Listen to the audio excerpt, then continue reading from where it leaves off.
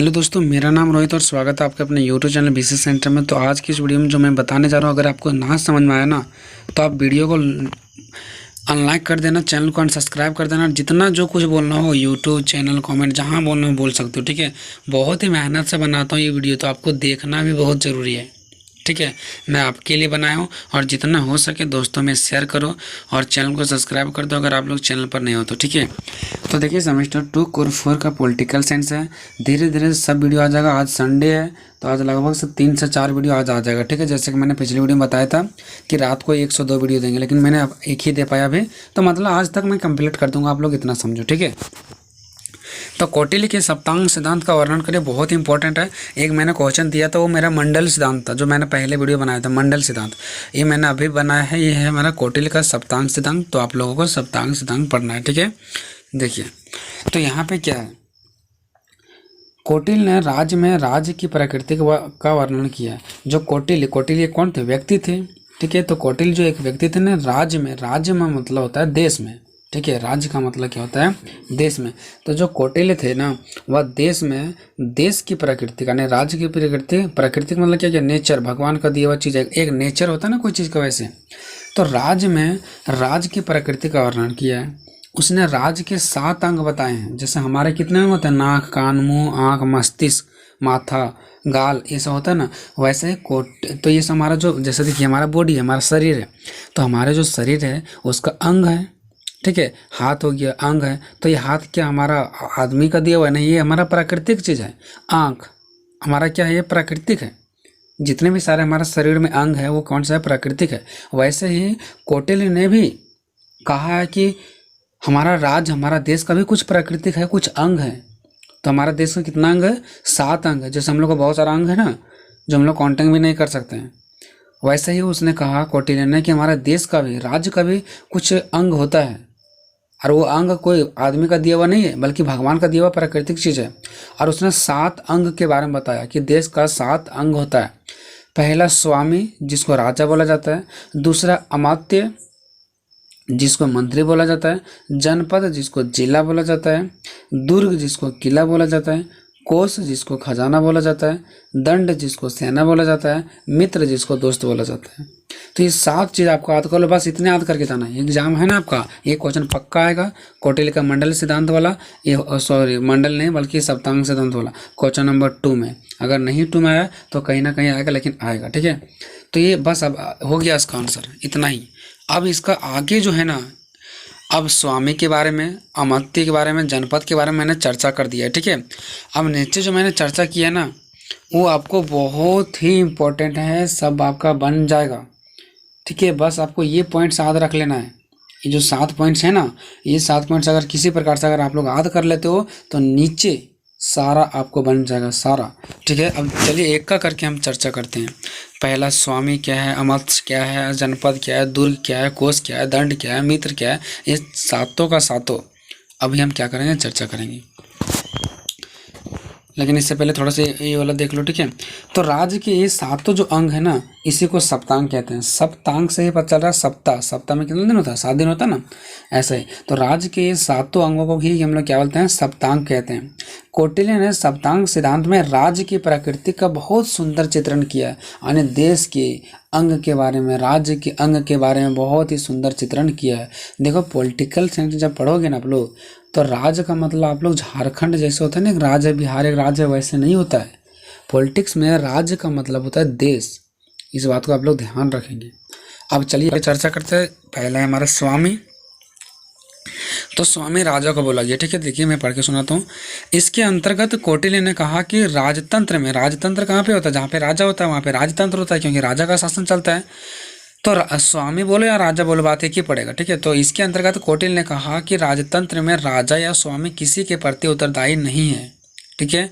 यानी इसके अंतर्गत कौटिल्य ने कहा कि राजतंत्र में राजा या स्वामी, जो भी दोनों में से बोल लो, बात एक ही पड़ता है। स्वामी को ही राजा बोलते हैं। किसी के प्रति उत्तरदायी नहीं है। क्या राजा किसी का गुलामी होता है? क्या किसी के प्रति उत्तरदायी नहीं होता है, खुला होता है, किसी से डरते नहीं है, ठीक है। वह अपने आप राज्यों को चलाते हैं। जो राजा होते हैं वो अपने आप क्या करते हैं? राज्यों को चलाते हैं अपने गुणों के आधार पर, क्योंकि वह ज्ञानी होता है। क्योंकि राजा क्या होता है? ज्ञानी होता है, इसलिए वो अपने गुणों के आधार पर चलाता है, ठीक है। इनका कहना है कि राजा देवगुण होता है, इसके पास देव की जैसा गुण होता है, भगवान की जैसा गुण होता है, बुद्धिमान होता है, सत्य होता है, दानी होता है, दान देता है लोगों को, ईमानदार होता है। मतलब ये सब चीज़ें होना चाहिए राजा को, ठीक है। उसके बाद क्या हो रहा है, क्योंकि लोगों इन्हीं गुणों से आपको पसंद करेंगे, क्योंकि ये जो कौटिल्य है ना, वह देखिए एक चीज़ आपको तभी समझ में आएगा ना जब इस चीज़ों को आप लोग समझेंगे। कौटिल्य ने 7 चीज़ के बारे में बताया। अरे ये सातों चीज़ कहाँ पे होता है, एक देश में होता है। सातों ये जो ये अंग है वहाँ कहाँ पे होता है, देश में होता है। तो ये सब कौटिल्य बता रहे हैं, ठीक है। तो यहाँ पे देख लिया कि कौटिल्य बुद्धिमान होता है, उसके पास ज्ञानी होता है, दानी होता है, तभी तो ये राजा होते हैं, नहीं तो राजा नहीं हो सकते हैं। और एक सच्चा राजा वही हो सकता है जो लोग उसको पसंद करें, और उसको पसंद तभी करेंगे जब वो क्या करें, वो पसंद के लायक काम करें। अगर वो पसंद के लायक काम नहीं करेंगे तो उसको कैसे पसंद करेंगे, ठीक है। और इन्हीं गुणों के आधार पर राजा अन्य राज्य को अपना सकता है। अगर राजा के पास गुण है, बुद्धिमान है, तभी वो राजा आज एक राज्य में अपना शासन चला रहा है, कल दूसरा राज्य में भी शासन चला सकता है।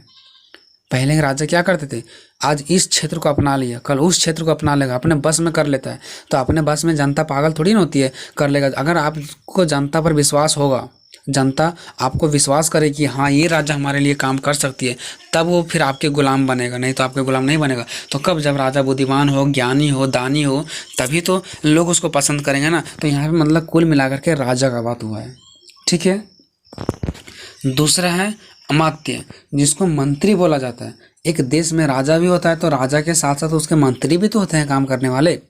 देखिए जो देश में 7 अंग के बारे में बताया गया ना, उसमें से जैसे हमारा प्रधानमंत्री कैसे होता है मैन, वैसे मैन होता है हमारा राजा। अब उसके जब प्रधानमंत्री से देश चल जाएगा क्या, उसके मंत्री है, जैसे मुख्यमंत्री है, कपड़ा का मंत्री है, सड़क मंत्री है, रेल मंत्री है, सब अलग अलग काम करते नहीं करते, तभी ना देश चल रहा है। वैसे ही उसके बाद दूसरा है अमात्य, मंत्री, यानी देश में मंत्री है रहे तभी काम होगा, नहीं तो नहीं होगा।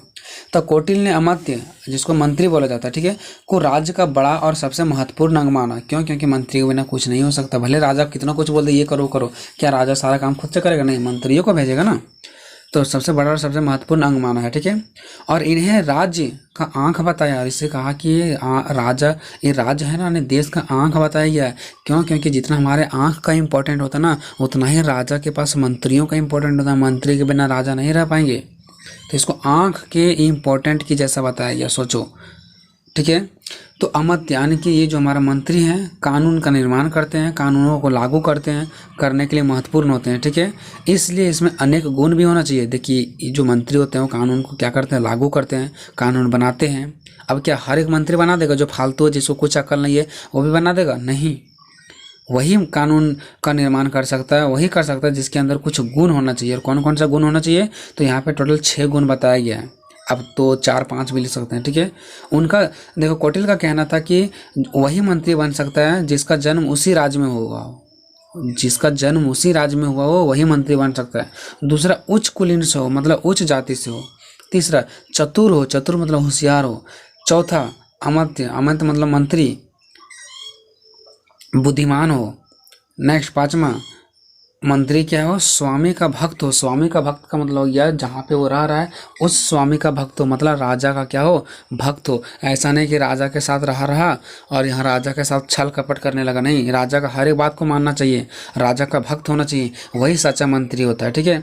छठा है कि मंत्री में मित्रता का गुण होना चाहिए। मंत्री में क्या होना चाहिए, मित्रता का गुण होना चाहिए। मित्रता का गुण का मतलब क्या हो गया कि राजा के साथ उसका मित्रता जैसा संबंध होना चाहिए, दुश्मन की जैसा नहीं। फिर मंत्री रहने से क्या फायदा, कर दो आप लोग को दुश्मन ही पालना है तो, ठीक है।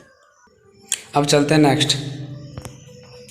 देखिए कौटिल्य के अनुसार मंत्री उसी को नियुक्त करना चाहिए, ये उसी पॉइंट का, ठीक है। दूसरा का कौटिल्य के अनुसार मंत्री उसी को नियुक्त करना चाहिए जिसमें इनमें से कम 3 या 4 गुण हो। अभी मैंने कितना गुण बताया कि मंत्री वही हो सकता है जिसमें से 6 गुण हो, लेकिन कौटिल्य का मानना है कि अगर ये 6 गुण में से अगर 3 से 4 गुण भी किसी भी व्यक्ति में हो जाता है तो वो मंत्री बन सकता है। और ठीक है, मंत्री क्या कर सकता है, बन सकता है। और राजभवन की बातें मंत्री को गुप्त रखना चाहिए, और मंत्री वही बनेगा जो राजभवन की बातों को गुप्त रखे। नहीं तो पता चला कि जो राजा बात किया था मंत्री लोगों के साथ कि ये करना है, वो जनता में बोल दिया, तो ऐसा नहीं, उसको गुप्त रखना है, ठीक है। तो देखिए दोस्तों, ये आप लोगों को पूरा यूट्यूब पर ऐसा नहीं मिलेगा, मैं चैलेंज देता हूँ अपने लैंग्वेज में, ठीक है। तो बहुत ज़्यादा मेहनत लगता है। तो मैं आप लोग से हाथ जोड़ता हूँ कि वीडियो को लाइक ज़रूर कर देना, सब्सक्राइब करना, एक अच्छा सा कमेंट करना। हम आप लोग के लिए दिन रात तभी मेहनत करेंगे जब अच्छा खासा व्यूज़ आएगा। देखो हम आप लोगों से पैसा तो मांगते नहीं है, ठीक है। अब आप लोग से पैसा नहीं मांगते हैं। अब हमारा पैसा जो भी कुछ आता है, हमारा घर चलता है तो यूट्यूब से ही चलता है। अब वहाँ से भी अगर मान लो अच्छा व्यूज़ नहीं आएगा तो पैसा नहीं आएगा, फिर कैसे हमारा भी काम चलेगा बताओ। हर कोई अपना पैसों के लिए करता है, ऐसा तो है नहीं, ठीक है। तीसरा है जनपद, ठीक है। तो ये जनपद का मतलब क्या हो गया, ठीक है। तो जनपद का मतलब समझिए, देखिए जनपद का मतलब होता है ना एक जिला, जिला समझो, ठीक है, जिला। अब जिला समझो तो जिला में देखिए क्या क्या होता है। जैसे मान लो ये आपका एक जिला होगा, तो जिला में लोग भी रहते होंगे और आपका जिला का क्षेत्र भी होगा, एरिया भी होगा कि यहाँ से यहाँ तक ये जिला है और यहाँ से यहाँ तक ये जिला के निवासी हैं, ठीक है। ऐसा तो है नहीं कि मतलब दूसरे ज़िला में जाकर के बस जाएंगे इस ज़िला के लोग।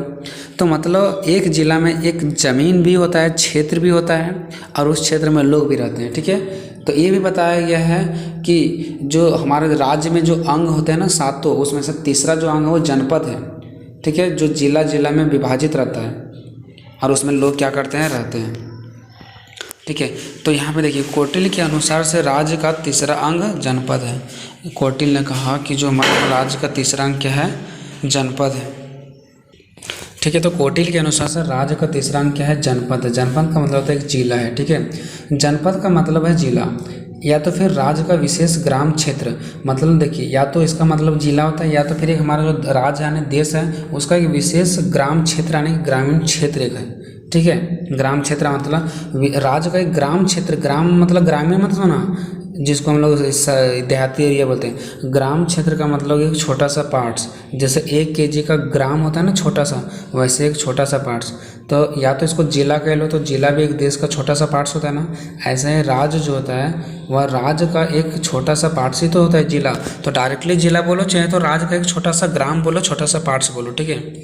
अब देखिए इसके अंतर्गत क्या होता है कि जनसंख्या और भूमि को सम्मिलित किया जाता है। इसके अंतर्गत क्या होता है, जनसंख्या को भी सम्मिलित किया जाता है कि कितने जनसंख्या है और हमारे पास भूमि कितना है वो भी देखा जाता है, ठीक है। तो इसके अंतर्गत जनसंख्या और भूमि को सम्मिलित किया जाता है, क्योंकि कौटिल्य के अनुसार से एक अच्छा जनपद वही है जिसमें से इन सारा गुण होगा। देखिए इनका कहना था कि एक अच्छा सा जनपद यानी कि अच्छा सा जिला, अच्छा सा राज्य वही होगा जिसमें से हमारा क्या होगा, जनसंख्या के लोग अच्छे से रहेंगे, उसके पास अच्छा खासा ज़मीन हो, वही हमारा अच्छा जनपद है।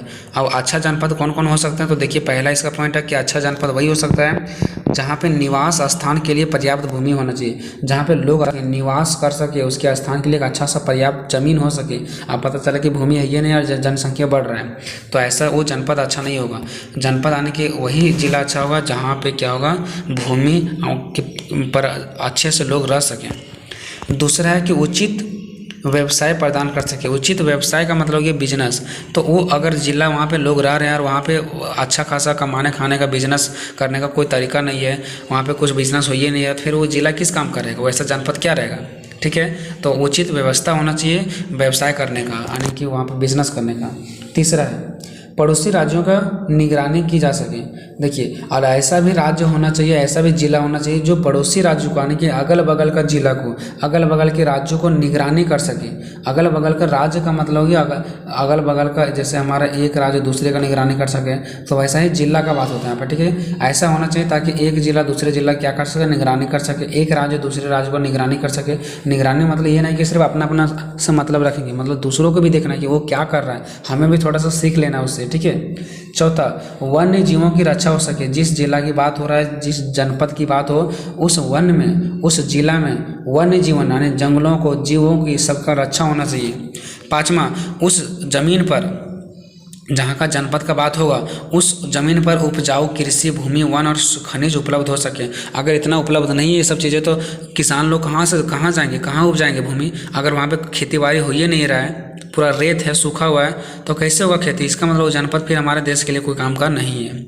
छठा जल का उपलब्ध होना चाहिए। अगर जल नहीं उपलब्ध होगा तो किसान वगैरह खेती कैसे करेगा। तो कहीं ना कहीं हमारे देश में एक जनपद आने की जो हमारा जिला होते हैं वो बहुत महत्वपूर्ण निभाते हैं, ठीक है। तो इस प्रकार कौटिल्य के अनुसार से राजा ऐसी भूमि पर होना चाहिए, यानी कि उसका कौटिल्य का कहना है कि राजा ऐसा जगह पर होना चाहिए जो मानव की सभी आवश्यकताओं को पूरा कर सके। अब ऐसे जगह राजा हो गया है और वहाँ के लोग ऐसे जगह पे उस जिला में रहते हैं जहाँ पे कुछ व्यवस्था नहीं है, तो ना राजा टिक पाएगा ना वहाँ का जनता टिक पाएगा।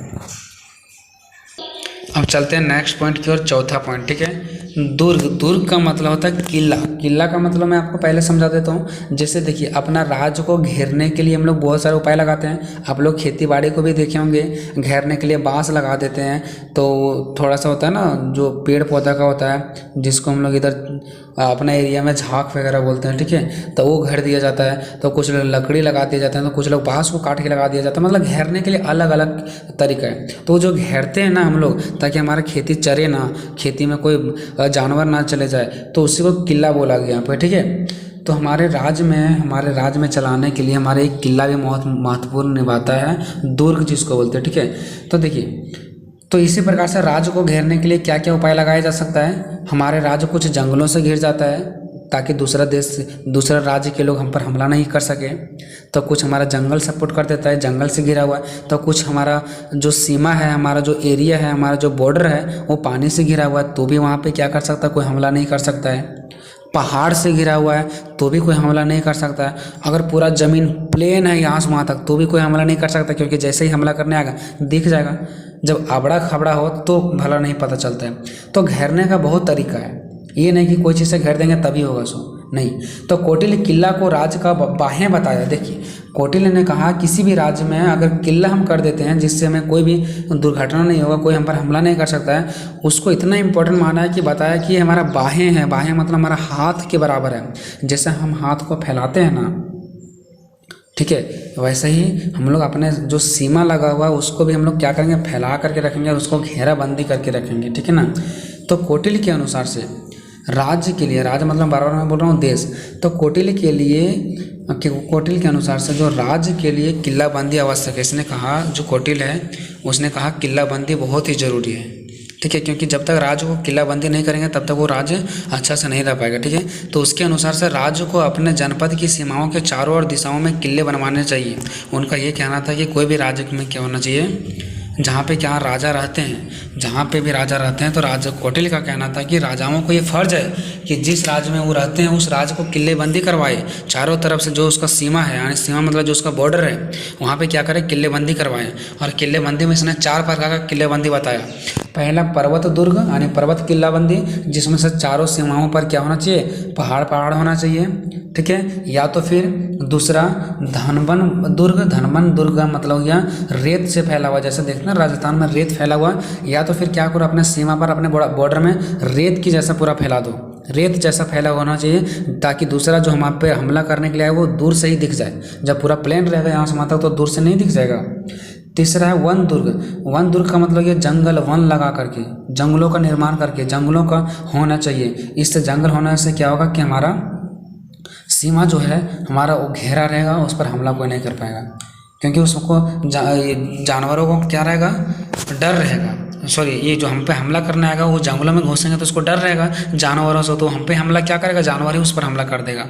तो जंगलों से भी हमारा सीमा घेरा सकता है, ऐसा बात नहीं है। चौथा है औद्योगिक दुर्ग। औद्योगिक दुर्ग का मतलब क्या, पानी है। जब हमारा पूरा जल से घिरा रहेगा, जल से घिरा होंगे तो हम पर हमला कैसे करेंगे, पानी से घुस करके आएंगे, ठीक है। तो ये 4 प्रकार का है, जो अगर 4 प्रकार का रहेगा तो हमारा सीमा बिल्कुल सुरक्षित रहेगा, कोई इस पर हमला नहीं कर सकता है। और ये एक राजा का फर्ज होता है, जहाँ पे राजा रहते हैं वो ऐसा होना चाहिए। नेक्स्ट है 5वां, जिसको बोलते हैं कोष। कोष का मतलब ये खजाना। अब देखिए, कोई भी देश, कोई भी राज्य, कोई भी घर तभी चलता है जब खजाना हो। खजाना का मतलब होगा माल, पैसा हो, तभी वो चलेगा। तो ये सबसे इंपॉर्टेंट होता है, इसके बिना कुछ भी नहीं हो पाएगा, चाहे आपका कितना भी दिमाग काम क्यों ना करे, ठीक है। तो कोष यानी खजाना राजा के मुख के समान है। मुख मतलब मुंह के समान है। सोच लो, खजाना किसके समान बताइए कि हमारे मुंह इतना जितना इंपॉर्टेंट होता है ना, उतना ही राज्य में चलाने के लिए उसका अंग है। हमारे जैसा अंग क्या है, मुख है, वैसे देश का जो मुख है, देश का मुंह है, वो कौन है, खजाना है। तो कौटिल्य के अनुसार से खजाना राज्य के लिए आवश्यक है, लेकिन वह खजाना कोई चोरी का ना हो करके कोई पूर्वजों का खजाना होना चाहिए, कोई पूर्वजों का संपत्ति होना चाहिए, चोरी का नहीं होना चाहिए, ठीक है। कोष मतलब खजाना में सोना चांदी नगदी मतलब पैसा आदि होना चाहिए, जिससे संकट में मदद किया जा सके। और कोष यानी खजाना को बढ़ाने के लिए गलत तरीकों का प्रयोग नहीं किया जाना चाहिए, ऐसा कौटिल्य का कहना है, ठीक है, कि राजा का एक फर्ज है कि वह चोरी ना करे और इस प्रकार से खजाना बढ़ाए ताकि वो पूर्वजों का संपत्ति वो मेहनत करके किया गया हो। राजा को कर लगाना चाहिए, कर मतलब टैक्स लगाना चाहिए, लेकिन ये नहीं कि अचानक टैक्स लगा दिए और अधिक टैक्स लगा दिए सो, ठीक है, और अधिक टैक्स भी नहीं लगाना चाहिए। एक हिस्सा खजाना में आ गया, कोष में आ गया। ठीक है दोस्तों, चलते हैं नेक्स्ट वीडियो में। आपको अगर समझ में आ रहा है तो प्लीज़ एक कमेंट जरूर करें। ठीक है, छठा है दंड। दंड का मतलब हो गया सेना। ठीक है, दंड का मतलब ये मतलब ना जो हम लोगों को दंड देते हैं, नहीं, दंड का मतलब हो गया सेना। तो कौटिल्य का मानना है कि सेना जो है ना वो राज्य की मस्तिष्क के समान है। जैसे हमारे अंग का मस्तिष्क कैसे होता है, दिमाग, वैसा ही देश का जो होता है ना, राज्य का जो दिमाग होता है ना, वो कौन होता है, दंड होता नहीं, उसका सेना होता है। क्योंकि देश हमारा जो जितना सारा देश में काम होता है, यहाँ लड़ाई करना, वहाँ जाना, ये करना, वो करना, वो सब कौन करता है, सेना करता है। घूमने का काम कौन करता है, सेना करता है। भले अभी का सिस्टम बदल गया है, लेकिन राजा का टाइम में इधर उधर घूमने का काम कौन करता था, सेना करता था। तो ये हमारा दिमाग जैसे घूमता है ना इधर उधर काम करता, वैसे सेना वहाँ पे काम करते थे। तो सेना को उसका मस्तिष्क के समान बताया गया कि देश का मस्तिष्क है सेना। तो सेना के माध्यम से राजा को विरोधी आक्रमण और आंतरिक झगड़ों से सुरक्षा मिलता है। अगर मान लो कि राजा पर कोई दूसरा देश वाला इस देश पर, दूसरा राज्य का इस राज्य पर क्या करने वाला, हमला करने वाला, तो वहाँ पे कौन साथ देता है, सेना साथ देता है। या तो फिर आंतरिक झगड़ा हो गया, यानी अंदर में ही झगड़ा हो गया, हमारा ही देश में खुद ही कुछ 2-3 लोगों में या तो कहीं दो पक्ष में लड़ाई हो गया, तो वहाँ पे भी कौन सुरक्षा करता है, हमारा सेना सुरक्षा करता है। ठीक है, और सेना में योग्यता के अनुसार भेजा जाना चाहिए। ऐसा ही नहीं कि कोई भी सेना में हम लोग भेज दिए किसी भी व्यक्ति को, नहीं, सेना में योग्य व्यक्ति को ही भेजा जाना चाहिए जिसमें दम हो। ठीक है, जिसमें से उन्हें पूरा ज्ञान होना चाहिए। और सेना में जहाँ तक हो सके क्षेत्रीय लोगों को ही रखना चाहिए, मतलब वही लोगों को रखना चाहिए जहाँ पे एक काम चल रहा है, जहाँ वहीं के लोगों को सेना बनाया जाना चाहिए। ठीक है, उसका 7वां पॉइंट है मित्र। मैंने यहाँ पर 7 पॉइंट लिखना के लिए बोल गया। ठीक है, आप लोग यहाँ पे 7 लिख दीजिएगा। जैसे कि यहाँ पे मैंने 6 लिखा है ना दंड, वैसे यहाँ पे 7 मित्र। ठीक है, मित्र का मतलब ये दोस्त। अब देखिए कौटिल्य का मानना है कि मित्र राज्य का कान है। मित्र जो है वो क्या, राज्य का कान है। जिस प्रकार से हमारे कान होता है ना, वैसे राज्य का कान कौन सा है, मित्र है। क्योंकि देखो लगाववाद का मतलब ये जो हम लोग एक दूसरे से लगाव रखते हैं ना, मित्र रखते हैं ना, दोस्ती, वो है। ठीक है, तो अगर हम लोग लगाववाद मरने से कम नहीं है, लगाववाद, तो लगाव का मतलब क्या हो गया, जो हम किसी से लगाव रखते हैं, और वाद का मतलब हो गया उल्टा। लगाववाद मतलब लगाव नहीं है, लगाव मतलब लगाव है, और लगाववाद का मतलब लगाव नहीं है। तो अगर हम लोग क्या करते हैं, किसी भी देश से मित्र नहीं रखते हैं, दोस्ती नहीं रखते हैं, तो वो मरने से कम नहीं है। इससे बढ़िया मर जाओ। ठीक है, क्योंकि कोई भी राज्य है ना, तो उसको लगाव रखना बहुत ज़रूरी है। नहीं तो कोई भी हमला कर देगा, आपको उस टाइम कोई साथ देने वाला नहीं मिलेगा, तो आपको दोस्ती बना करके रखना पड़ेगा। और अगर आप अलग हैं, अकेले हैं, तो इससे बढ़िया मरने से कम नहीं है वो। ये बताया गया कि अलग अगर रहते हैं तो मरने से कम नहीं है। क्योंकि राज्य की स्थिति का पता तभी चलता है, देखो हम किस राज्य में, हमारा राज्य में क्या चल रहा है, उस राज्य में क्या चल रहा है, ये तभी पता चलेगा जब आप उससे दोस्ती करोगे, मित्रता होगा तभी तो। नहीं होगा तो नहीं पता कर पाओगे कि उसमें क्या हो रहा है, यहाँ क्या हो रहा है। और ये बहुत जानना बहुत ज़रूरी है कि उस देश में क्या चल रहा है, हमारे देश में क्या चल रहा है, ताकि हम भी उससे कुछ सीखें, हमारा गलती को पता चले। ठीक है, तो जिस राज्य के मित्र अधिक होते हैं, जिस राज्य का दोस्त अधिक होते हैं, वह राज्य अधिक शक्तिशाली भी होता है। अब देखिए सप्तांग सिद्धांत का आलोचना का मतलब है बुराई। अब बहुत सारे क्वेश्चन में दे देता है कि सप्तांग सिद्धांत का आलोचनात्मक का वर्णन करें, या तो फिर दे देगा कि कौटिल्य का सप्तांग सिद्धांत का वर्णन करें, तो आंसर सेम होता है, अलग नहीं है। अगर दे देगा कौटिल्य का सप्तांग सिद्धांत का वर्णन करो, या तो फिर कौटिल्य का सप्तांग सिद्धांत का आलोचनात्मक परीक्षण करो, तो भी सेम होगा। जब आलोचना वाला आ जाता है तो सभी लोग घबरा जाते हैं, नहीं, आलोचना वाला भी सेम होता है। बस सब कुछ बताने के बाद आलोचना का मतलब होता है लास्ट में जो इसके बारे में कुछ लोग बुराई बताए ना, वो बताना होता है। तो आलोचना मतलब ये बुराई। अब देखिए सप्तांग सिद्धांत तो बहुत अच्छा रहा। ठीक है, इसमें 7 पॉइंट्स था, 7 अंक के बारे में इसने डिस्क्राइब किया, चर्चा किया, बहुत अच्छा था। बहुत सारे लोगों ने तारीफ़ किया इसका, बहुत सारे विद्वान ने पहले के लोग इसका तारीफ़ किया। लेकिन कुछ ऐसे भी तो लोग होंगे ना इसको दुश्मन, जो इसका बुराई किया होगा, तो वो बुराई भी किया है। तो सप्तांग सिद्धांत के कुछ विद्वान ने, कुछ लोगों ने इनकी बुराइयाँ भी की थी। जहाँ एक और अच्छाई बताया गया था, वहीं दूसरी ओर इनका खोलकर विरोध भी किया गया था।